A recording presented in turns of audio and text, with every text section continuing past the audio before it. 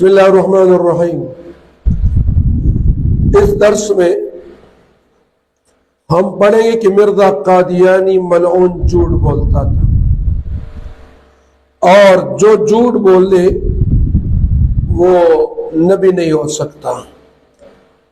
اور نبی تو چھوڑے جھوٹا انسان ایک شریف انسان بھی نہیں ہو سکتا۔ لہذا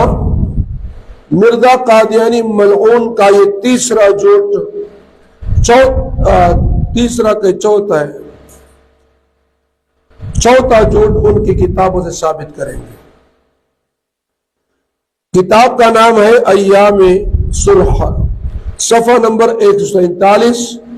روحانی خزائن جلد نمبر 14، صفحہ نمبر 394۔ اس پر مرزا قادیانی نے جھوٹ لکھا ہے اور کہا ہے کہ ہمارے نبی کریم صلی اللہ علیہ وسلم نے اور نبیوں کی طرح کسی ظاہری علم کسی استاد سے نہیں پڑھا تھا، مگر یہ تو صحیح بات ہے کہ ہمارے نبی کا کوئی استاد نہیں ہوتا، اس کا استاد براہ راست اللہ جل جلالہ ہوتا ہے۔ نبی دنیا میں کسی انسان سے نہیں سیکھتا، وہ براہ راست اللہ تعالیٰ سے سیکھتا ہے۔ مگر وہ لکھتے ہیں کہ مگر عیسیٰ علیہ السلام اور موسیٰ علیہ السلام مکتبوں میں بیٹھے تھے، اور عیسیٰ علیہ السلام نے ایک یہودی استاد سے تمام تورات پڑھی تھی، سو آنے والے کا نام میں جو مہدی رکھا گیا،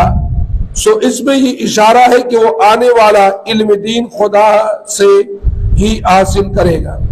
اور قرآن اور حدیث بھی کسی استاد کا شاگرد نہیں ہو۔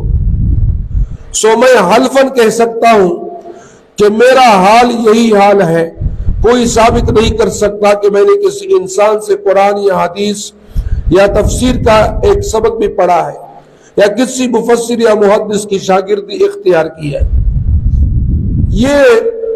قادیانی کی اس کتاب میں جو میں نے حوالہ دیا، اس کے اندر یہ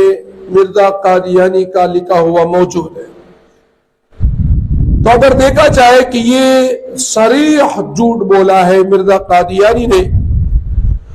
کہ موسیٰ علیہ السلام اور عیسیٰ علیہ السلام نے کون سے مکتب میں بیٹھ کر تعلیم حاصل کی، کوئی نہیں بتا سکتا، کوئی مرزائی یہ جرت نہیں کر سکتا کہ وہ یہ بتائے کہ حضرت عیسیٰ علیہ السلام اور موسیٰ علیہ السلام نے اس مکتب میں سبق پڑھا تھا، تعلیم حاصل کیا تھا۔ حالانکہ حضرت عیسیٰ علیہ السلام اور حضرت موسیٰ علیہ السلام نے کسی مکتب میں نہیں پڑھا، حضرت عیسیٰ علیہ السلام نے کسی یہودی سے تورات کا تعلیم حاصل نہیں کیا ہے۔ لہذا معلوم ہوا کہ ان انبیاء کرام علیہ السلام پر صریح الزام تراشی مرزا قادیانی نے کی ہے، اور جو کسی نبی پر الزام تراشی کرے تو وہ گستاخ انبیاء ہو جاتا ہے، اور گستاخ انبیاء مسلمان نہیں ہوتا بلکہ کافر ہوتا ہے۔ لہذا مرزا قادیانی نے جھوٹ بولا ہے۔ قرآن و احادیث صحیحہ سے ثابت کرو کہ حضرت عیسیٰ علیہ السلام نے کون سے یہودی عالم سے تورات پڑھی تھی، حالانکہ قرآن پاک میں ہے وَيُعَلِّمُهُمُ الْكِتَابَ وَالْحِكْمَةَ وَالتَّوْرَاةَ وَالْإِنْجِيلَ، یعنی میں خود ان کو تعلیم دوں گا، اور اسی طرح قیامت کے دن اللہ تعالیٰ فرمائے گا وَإِذْ عَلَّمْتُكَ الْكِتَابَ وَالْحِكْمَةَ وَالتَّوْرَاةَ وَالْإِنْجِيلَ، سورۃ المائدہ آیت نمبر 110۔ اور جب میں نے کتاب اور حکمت اور تورات و انجیل سکھائی، اس میں بھی تعلیم کی نسبت خدا تعالیٰ نے اپنی طرف کی ہے۔ آگے جو اپنے بارے میں لکھا ہے کہ میرا یہی حال ہے الی آخری، یہ بھی صاف جھوٹ ہے۔ یعنی مرزا قادیانی نے جو لکھا ہے کہ میرا بھی یہی حال ہے کہ میں نے کسی استاد سے نہیں پڑھا،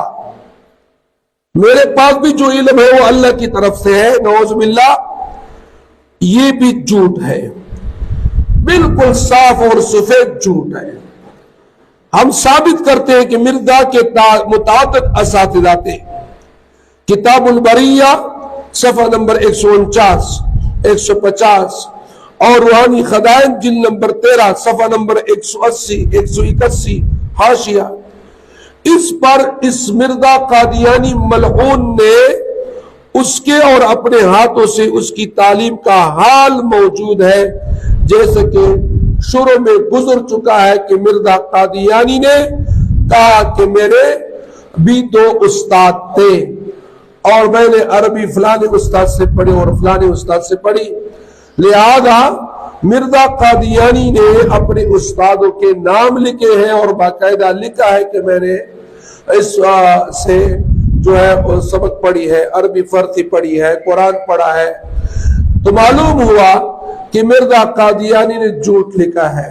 اپنے متعلق بھی جھوٹ لکھا ہے اور انبیاء کرام علیہ السلام، حضرت موسیٰ علیہ السلام اور عیسیٰ علیہ السلام پر بھی الزام تراشی کی ہے، اور اس جھوٹ کی وجہ سے مرزا قادیانی ملعون وہ کافر ہوا اور